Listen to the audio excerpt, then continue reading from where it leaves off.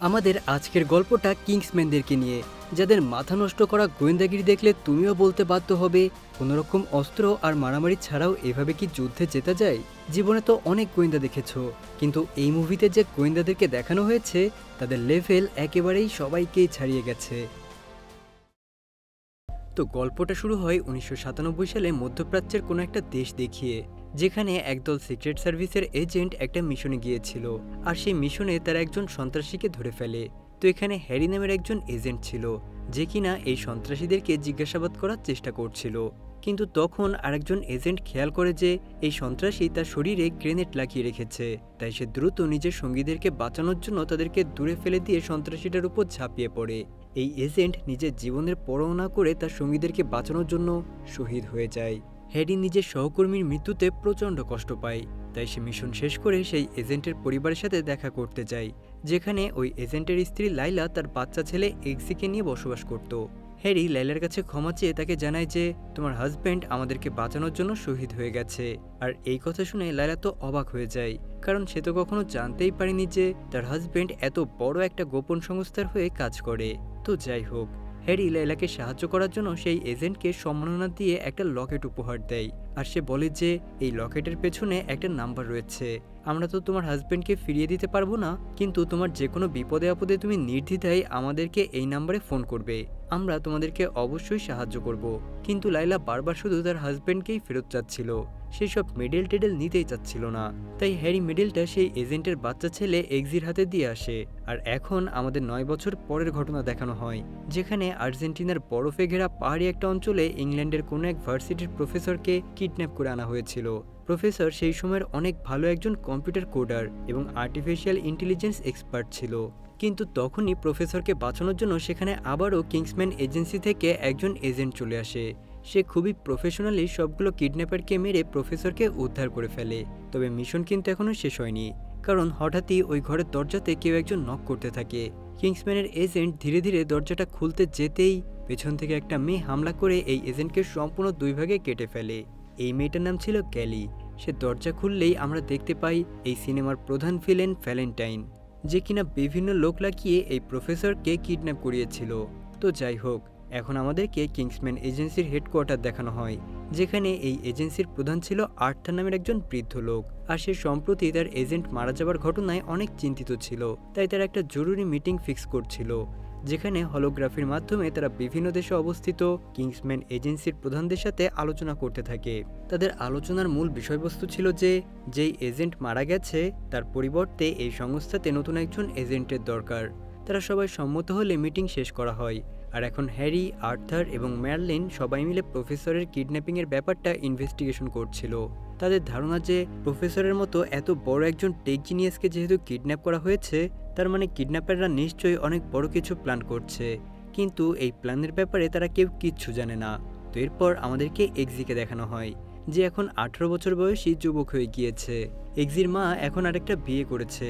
যে লোকটা আবার এক্সিকে একদমই সহ্য করতে পারতো না।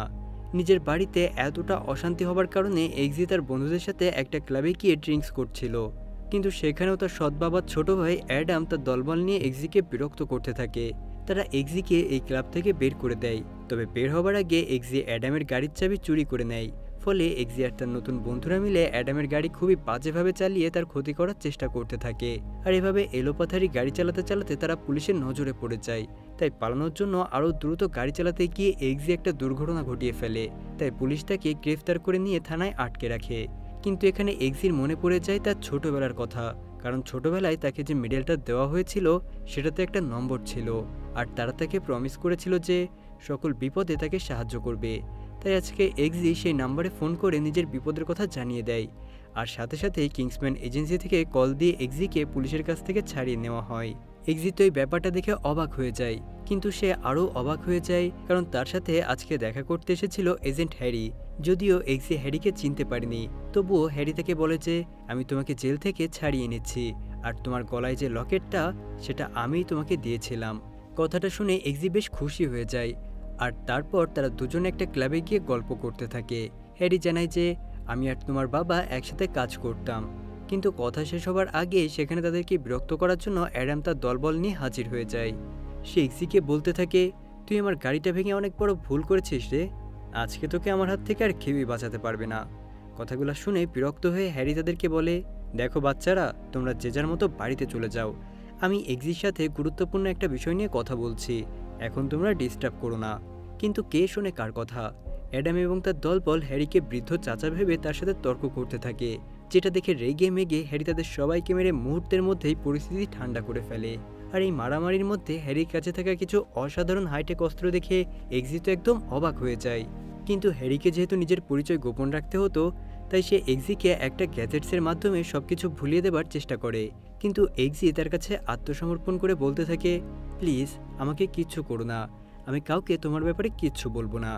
এই কথা শুনে হ্যারি তার কাঁধে হাত রেখে গুড লাক জানিয়ে সেখান থেকে চলে যায়। কিন্তু এসব ঘটনার পর এক্সি যখন বাড়িতে ফিরে আসে, তখন তার সৎ বাবা তার উপর রেগে তাকে প্রচণ্ড মারধর করতে থাকে, কারণ এক্সি তার ভাইকে মেরেছে। এদিকে হ্যারি আবার এক্সির সাথে দেখা করার সময় তার কাপড়ে একটা মাইক্রোফোন লাগিয়ে দিয়েছিল, যার ফলে সে এক্সির সাথে ঘটা সকল অত্যাচারের শব্দ শুনতে পাচ্ছিল। তাই সে এক্সির বাড়ির স্পিকার হ্যাক করে তার বাবাকে হুমকি দিয়ে বলে যে এক্সিকে এখনই যেন ছেড়ে দেওয়া হয়, নয়তো সে ফোন করে তাকে পুলিশে ধরিয়ে দেবে। কথাগুলো শুনে লোকটা প্রচণ্ড ভয় পেয়ে যায়, আর এই সুযোগে এক্সি ঘর থেকে পালিয়ে চলে যায়। এরপর এক্সি হ্যারির সাথে দেখা করার জন্য কিংসম্যান টেইলার্সের সামনে চলে আসে, আর যথারীতি সেখানে তার সাথে হ্যারির দেখাও হয়ে যায়। আর এখানে হ্যারি তাকে এমন একটা ট্রায়াল রুমে নিয়ে যায়, যে সম্পূর্ণ রুমটাই ছিল একটা হাইটেক লিফট, যে লিফটের মাধ্যমে তারা নিচে যেতে যেতে হ্যারি তাকে কিংসম্যান এজেন্সি সম্পর্কে জানায়। সে বলে যে আমি আর তোমার বাবা দুজনেই এই এজেন্সিতেই কাজ করতাম। আমাদের কাজ হলো সবার চোখে গোপন থেকে পৃথিবীকে রক্ষা করা। আমাদের উপরে কোনো দেশের সরকার বা কোনো রাজনৈতিক পার্টি কোনো প্রভাব খাটাতে পারে না। আর আমি আসলে তোমার সাথে দেখা করেছি একটা উদ্দেশ্যে, আমি তোমাকে কিংসম্যানের একজন এজেন্ট বানাতে চাই। কথাটা শুনে এক্সি বেশ খুশি হয়ে যায়, কারণ তার কাছে করার মতো তেমন কোনো কাজ ছিল না। আর এত বড় একটা এজেন্সির পাওয়ারফুল এই কাজের কথা শুনে সে তো একদমই রাজি হয়ে যায়। তাই হ্যারি এক্সিকে সাথে করে নিয়ে আসে একটা ক্যাপসুলের মধ্যে, আর সেটাই চড়ে সোজা চলে আসে শহর থেকে অনেক দূরে কিংসম্যানের হেডকোয়ার্টারে। এখানে এসে হ্যারি তার সামনে শত শত গাড়ি, এয়ারক্রাফট, এমনকি হাইটেক বিভিন্ন অস্ত্রশস্ত্র দেখে একদম অবাক হয়ে যায়। তার ধারণাতেও ছিল না যে কিংসম্যান এই এজেন্সি এতটা শক্তিশালী হতে পারে। তো যাই হোক, এখানে তাদের সাথে মার্লিনেরও দেখা হয়। তারা আজকে হ্যারির সাথে আরও 8 জন ছেলেমেয়ের দেখা করায়, যাদের সবাইকে এখানে আনা হয়েছিল এজেন্ট হিসেবে তৈরি করার জন্য। কিন্তু এজেন্ট হতে গেলে তাদের কিছু ভয়ঙ্কর পরীক্ষা দিতে হবে, যার ফলে এই 9 জনের মধ্যে কেবলমাত্র একজনই পারবে কিংসম্যানের এজেন্সিতে জয়েন হতে। এদিকে ভ্যালেন্টাইন কিংসম্যানের সেই মৃত এজেন্টের ব্যাপারে খোঁজখবর নিয়ে জানতে পারে যে এই লোক সিআইএ, এফবিআই, কেজিবি বা মোসাদের কোনো এজেন্ট নয়। তারা বুঝতেই পারছিল না যে এই লোকটা তাহলে কাদের হয়ে কাজ করে। তো এদিকে প্রথম রাতে এক্সি ও বাকি ক্যান্ডিডেটরা সবাই যখন ঘুমিয়ে পড়েছিল, তখনই তাদের প্রথম পরীক্ষা শুরু হয়ে যায়। তাদের সম্পূর্ণ ঘর পানি দিয়ে ভরিয়ে ফেলা হয়। মূলত এটা করা হয় এইটা দেখার জন্য যে এদের মধ্যে কে উপস্থিত বুদ্ধি দিয়ে নিজেদের প্রাণ বাঁচাতে পারে। কিন্তু এই পরীক্ষায় কেবলমাত্র এক্সি কাজ ভেঙে নিজেকে ও বাকি সবাইকে বাঁচাতে পেরেছিল। আর দুর্ভাগ্যবশত এখানে একজন ক্যান্ডিডেট মারাও যায়। এদিকে আমরা প্রফেসরকে দেখতে পাই, যাকে ভ্যালেন্টাইন ছেড়ে দিয়েছে। সে এখন স্বাভাবিক জীবনযাপন করছে। তবে কিংসম্যানের এজেন্টরা প্রফেসরকে সন্দেহ করতে থাকে। তাই আজকে হ্যারি বেরিয়ে পড়ে প্রফেসরের সাথে দেখা করার জন্য। সে প্রফেসরকে জিজ্ঞাসাবাদ করতে থাকে যে তাকে কে কিডন্যাপ করেছিল, কেন করেছিল, আর কেনই বা ছেড়ে দিল। কিন্তু প্রফেসর তাকে কিচ্ছু বলতে রাজি হচ্ছিল না। তাই হ্যারি প্রফেসরের কান ধরে টানতে থাকে। আর তখনই দূর থেকে ভ্যালেন্টাইন প্রফেসরের মাথায় এক বিস্ফোরণ ঘটিয়ে তাকে সেখানেই মেরে ফেলে। আর এই বিস্ফোরণের কারণে হ্যারিও ভয়ঙ্কর আহত হয়ে যায়। এরপর হ্যারিকে উদ্ধার করে কিংসম্যানের স্পেশালাইজড হাসপাতালে চিকিৎসা দেওয়া হয়। আর তার পাশাপাশি এজেন্ট ক্যান্ডিডেটদেরকে সবাইকে একটা করে কুকুর বেছে নিতে বলা হয়। তাদের কাজ ছিল কুকুরটাকে লালন পালন করে বড় করে তোলা। এদিকে ভ্যালেন্টিনা তার বাড়িতে সুইডেনের প্রেসিডেন্ট আর রাজকুমারীকে আমন্ত্রণ জানিয়েছিল। সে প্রেসিডেন্টকে নিজের একটা সিক্রেট প্ল্যান জানায়। যে প্ল্যান শুনে প্রেসিডেন্ট রাজি হয়ে গেলেও প্রিন্সেস রাজি ছিল না। তাই গ্যালি প্রিন্সেসকে ধরে বাইরে নিয়ে যায়। আর সেখানে প্রিন্সের গার্ডেরা তাকে বাঁচানোর চেষ্টা করলেও গ্যালি তার তীব্র গতি আর টেকনিক দিয়ে গার্ডগুলোকে মেরে প্রিন্সেসকে বন্দি বানিয়ে ফেলে। এদিকে সুইডেনের প্রেসিডেন্ট ভ্যালেন্টিনার কথা শুনে তার ঘাড়ে একটা স্পেশালাইজড চিপ লাগিয়ে ফেলে। এদিকে আবার ততদিনে হ্যারির জ্ঞান ফিরে এসেছিল। আর তারা আজকে প্রফেসরের মাথা বিস্ফোরিত হবার ব্যাপারটা ইনভেস্টিগেশন করতে গিয়ে জানতে পারে যে এই বিস্ফোরণ হয়েছিল প্রফেসরের কানের পেছনে লাগানো একটা চিপের কারণে। এই চিপ অনেক দূর থেকে কন্ট্রোল করা যেত, আর এই চিপের মাধ্যমে সামনে থাকা যে কোনো কথাবার্তা শোনা যেত আর সেটাকে বিস্ফোরিত করা যেত। আর অদ্ভুতভাবে চিপটা তৈরি হয়েছিল ভ্যালেন্টিনার কোম্পানিতে। ভ্যালেন্টিনার কথা শুনে এক্সি বলে ওঠে যে, আরে উনি তো অনেক গ্রেট একজন মানুষ, উনি খুব জলদি একটা সিম লঞ্চ করবে, যে সিম পুরো বিশ্বের মানুষের জন্য ফ্রি হবে, সেখানে ফ্রি ইন্টারনেট, ফ্রি কল করার সুবিধা থাকবে।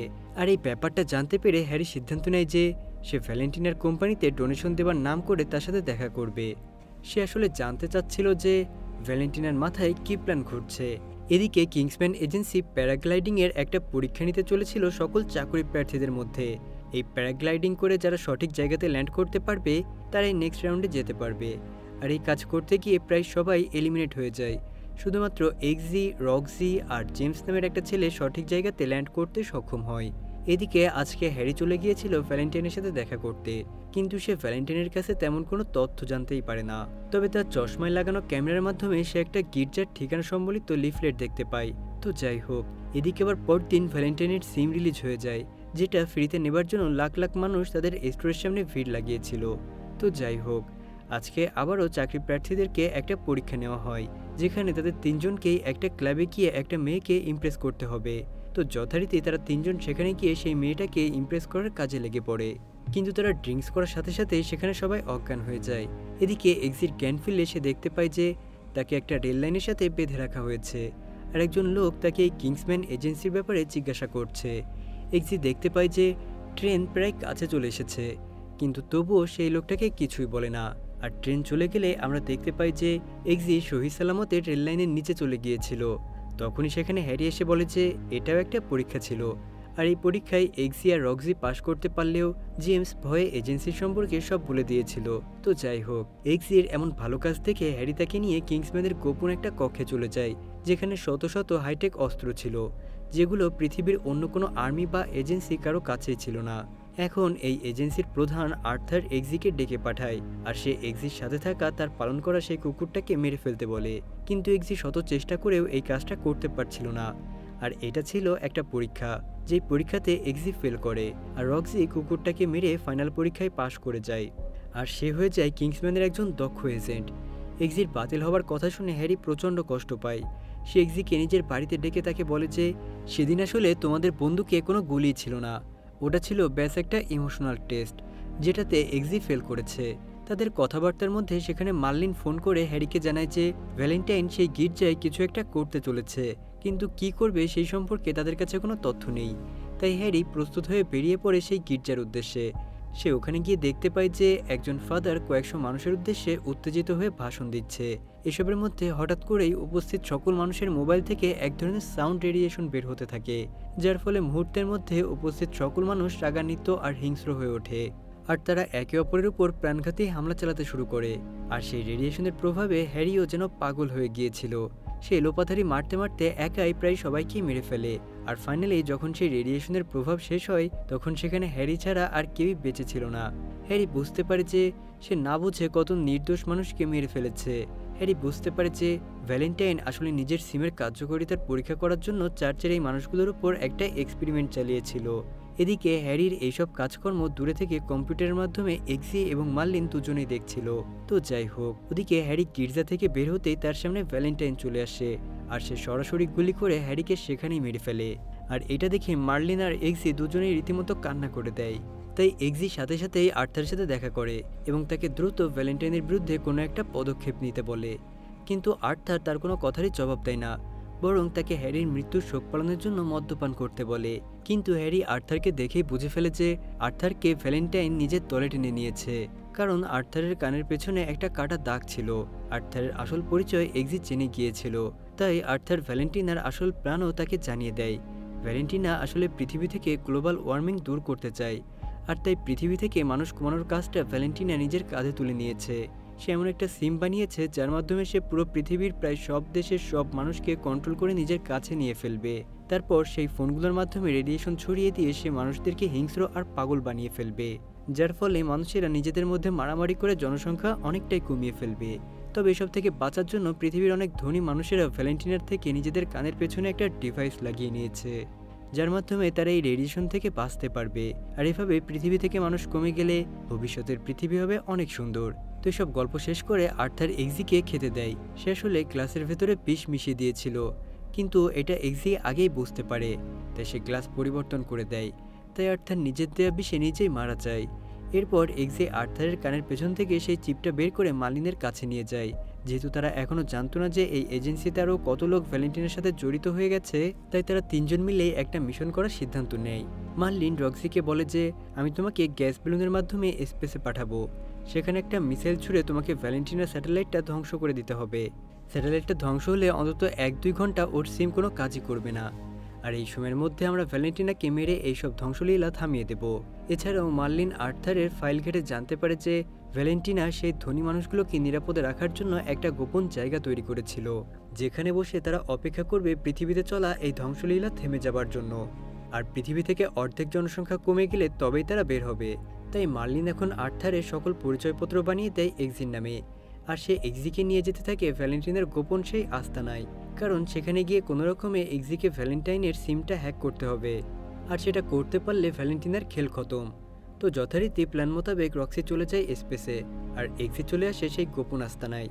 সেখানে গিয়ে কোনো রকমে সে ভ্যালেন্টিনের সিস্টেম হ্যাক করে তার কন্ট্রোল মার্লিনের হাতে দিতে যাচ্ছিল, কিন্তু তখনই এক্সিকে ধরে ফেলে জেমস নামের সেই ছেলেটা, যে কিনা কিংসম্যান এজেন্টের পরীক্ষায় ফেল করেছিল। জেমস সবাইকে এক্সির আসল পরিচয় জানিয়ে দেয়, আর এটা জানতে পেরে ভ্যালেন্টিনা তার ধ্বংসলীলা শুরু করার টাইমার মাত্র 2 মিনিট করে দেয়, অর্থাৎ 2 মিনিট পর পুরো পৃথিবীর মানুষের মাঝে হিংস্রতা ছড়িয়ে যাবে। কিন্তু সৌভাগ্যবশত ততক্ষণে রক্সি স্পেসে গিয়ে ভ্যালেন্টিনার স্যাটেলাইটটা ধ্বংস করে ফেলে, তাই 2 মিনিট পেরিয়ে গেলেও পৃথিবীতে কোনো অরাজকতা সৃষ্টি হয় না। এদিকে এক্সি খবর পেয়ে ভেবেছিল যে সে হয়তো ঘন্টা 2-1 সময় পেতে পারে, তাই সে দ্রুত সকল গার্ডসদেরকে মেরে আবারও নিজেদের প্লেনে ফিরে আসে। কিন্তু তখনই মার্লিন তাকে জানায় যে আরাম করার সময় নেই, কারণ ভ্যালেন্টিনা অন্য একটা স্যাটেলাইটের মাধ্যমে সিগন্যাল পুনরায় ঠিক করার চেষ্টা করছে। ওকে এখনই শেষ করতে না পারলে পৃথিবীটাকে কেউ বাঁচাতে পারবে না। তাই এক্সিট দ্রুত আবারও কিছু অস্ত্র নিয়ে বেরিয়ে পড়ে ভ্যালেন্টাইনকে মারার জন্য। সে একের পর এক গার্ডসদেরকে মেরে ভেতরে ঢোকার চেষ্টা করে, কিন্তু এতগুলো গার্ডসদের সাথে লড়াই করতে করতে বেচারা খুব বাজেভাবে একটা জায়গায় আটকা পড়ে যায়। সে বাঁচার জন্য একটা প্ল্যান বানায়। সে মার্লিনকে বলে যে ভ্যালেন্টাইন যাদেরকে বাঁচিয়ে রাখতে চেয়েছে তাদের সবার ঘাড়ে একটা করে চিপ বসিয়েছে।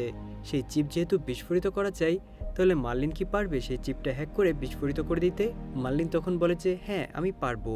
তাই প্ল্যান মোতাবেক মুহূর্তের মধ্যেই মার্লিন সেই চিপ হ্যাক করে সবগুলোকে বিস্ফোরিত করে ফেলে, যার ফলে মুহূর্তের মধ্যেই পৃথিবীর লাখ লাখ ধনী ব্যক্তি এবং হাজার হাজার গার্ড সবার মাথা বিস্ফোরিত হয়ে মারা যায়। এক্সি মুক্ত হবার সাথে সাথে সে দেখতে পায় যে তার পেছনে এই ঘরটাতে প্রিন্সেসকে আটকে রাখা হয়েছে। সে প্রিন্সেসকে কথা দেয় যে সে জলদি তাকে বাঁচাতে আসবে। এদিকে ভ্যালেন্টাইন আর তার গার্ড গ্যালি তাদের ঘাড়ে কোনো চিপ লাগায়নি, তাই একমাত্র তারাই বেঁচে ছিল। আর এখন ভ্যালেন্টাইন রেগে মেগে দ্রুত অন্য একটা স্যাটেলাইটের মাধ্যমে পৃথিবীতে ধ্বংসলীলা শুরু করে দেয়। মুহূর্তের মধ্যেই মানুষ যেন পাগল হয়ে যায়, তারা একে অপরকে মারতে শুরু করে। আর এই ঘটনার মাত্র কয়েক মিনিটে পৃথিবীব্যাপী কোটি কোটি মানুষের প্রাণহানি ঘটে। তাই সে দ্রুত ভ্যালেন্টাইনকে মারতে চলে আসে। আর এবার এক্সির মুখোমুখি হয় গ্যালি। এখানে তাদের দুজনের মাঝে ভয়ঙ্কর ফাইট শুরু হয়ে যায়। গ্যালি তার পায়ের সেই ধারালো অস্ত্র দিয়ে সবকিছু কেটে ফেলতে থাকে, তবে এক পর্যায়ে এক্সি নিজের পায়ের জুতো দিয়ে গ্যালির হাতে সামান্য একটু আঁচড় কেটে দেয়, যার ফলস্বরূপ এক ভয়ঙ্কর বিষক্রিয়ায় গ্যালি সেখানেই মারা যায়। আর এক্সি গ্যালির পায়ের সেই অস্ত্রটা খুলে সোজা ছুঁড়ে মারে ভ্যালেন্টিনার বুকে, আর সাথে সাথেই ভ্যালেন্টিনা ওখানেই মারা যায়। আর ফাইনালি পৃথিবীতে চলে এই ভয়ঙ্কর ধ্বংসলীলা থেমে যায়। আর এখন এক্সি চলে আসে প্রিন্সেসের সাথে রোমান্স করার জন্য, আর মার্লিন প্রস্তুত হয় নতুন কোনো মিশনের জন্য। আর এমনই একটা ঘটনার সাথে সাথে আমাদের আজকের এই দুর্ধর্ষ গল্পটা এখানেই শেষ হয়ে যায়। তো বন্ধুরা, আমাদের আজকের গল্পটা তোমাদের কাছে কেমন লাগলো আমাকে অবশ্যই কমেন্ট করে জানাবে কিন্তু। আল্লাহ হাফেজ।